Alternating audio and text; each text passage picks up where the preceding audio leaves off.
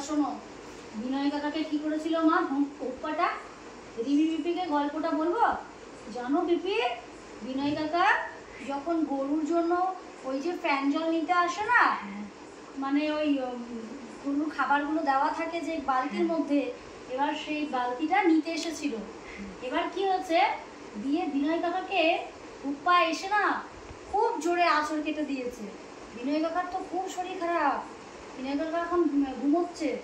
তো এবার কি হচ্ছে সেটা আমি দেখেছি, তারপরে হচ্ছে বৌদিও দেখেছে, মানে হচ্ছে আমার ঠাকুরের মা। তারপর দেখার পর বাবা কি ভয় পেয়েছি আমরা, দিয়ে কি ভয় পেয়েছি আমরা। তারপর গিয়ে কি হচ্ছে, আমরা ভয়ে ওখান থেকে পালিয়ে এসেছি। এবার পালিয়ে আসার পরে কি হচ্ছে, বিনয় কাকাকে তো ডাক্তার দেখাতে নিয়ে গেছিল, অনেকটা আঁচড় কেটে দিয়েছে হুপ্পা। না মা, গল্পটা আমি এমনিতে বলছি, তুমি খাও। তারপর ওই হুপ্পাটা, বড় হুপ্পাটা যেন লেজ কাটা ছিল।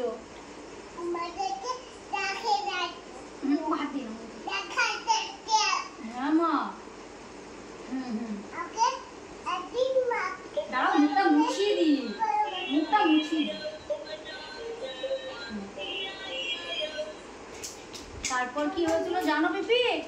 তারপর গিয়ে বিনয় কাকা খুব জোরে দৌড়ে দৌড়ে পালিয়ে গেছে, আর খুব কান্না করছিল তো, তাই না মা? দিয়ে দিয়ে আমি বলছি, তুমি আবার নাও।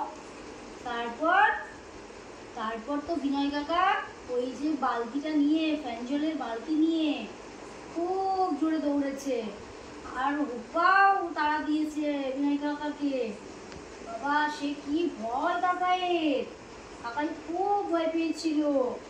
তারপর তারপর যখন হুপ্পাটা দেখলো যে বিনয় কাকাই তো খুব ভয় পেয়েছে, তাহলে এবার আমি পালিয়ে চলে যাব, তারপর হুপ্পাটা গেছে।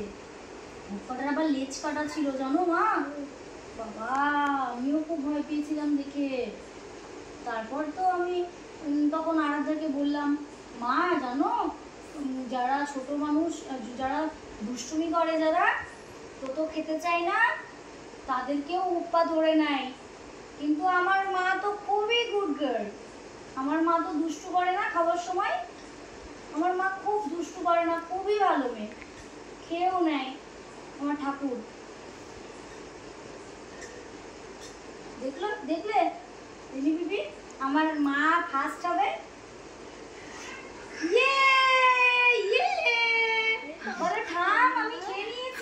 ভাই ভাই আমার মনে পড়ে গেল ছোটবেলায় দুটো খাওয়াতে গিয়ে ঝড় উঠতো, সেই মা এখন চুপচাপ খেয়ে নিল। চুপচাপ খাই না ভাই, প্রচুর কাটকর করা যায়, এটা তো প্রচুর গল্প এই সেই করে খাওয়ালাম, নইলে আমার ছুটতে হবে, বই ছোটে।